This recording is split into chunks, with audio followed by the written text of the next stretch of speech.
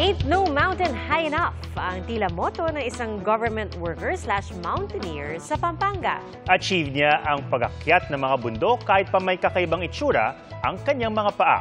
Kilalanin siya sa pagsaksi ni Chris Zuniga ng GMA Regional TV.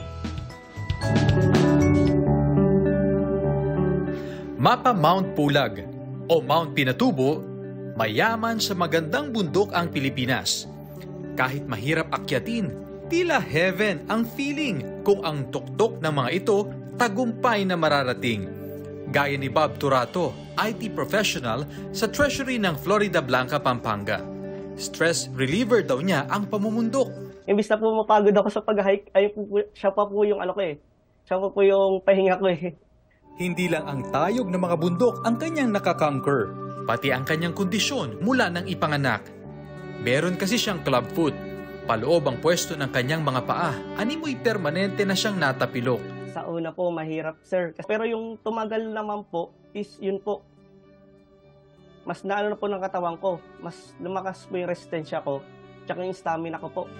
Dahil sa tibay ng loob at lakas ng katawan, hindi nagpadaig si Bob sa kapansanan. Yung guide po namin, tuwang-tuwa po siya kasi yung fighting spirit ko po, kahit nanginginig na po yung paa ko, go pa rin daw po ako sa pag-akyat. At sa bawat akyat, nakabuo pa siya ng mga bagong samahan.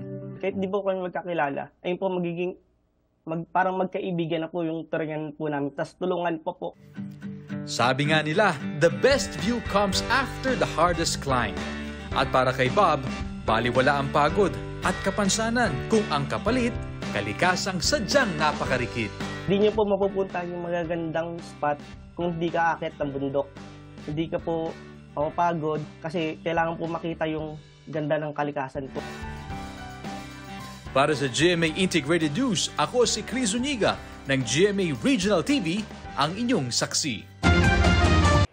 Mga kapuso, sama-sama tayong maging saksi. Mag-subscribe sa GMA Integrated News sa YouTube at para sa mga kapuso abroad, samahan niyo kami sa GMA Pinoy TV at sa www.gmanews.tv.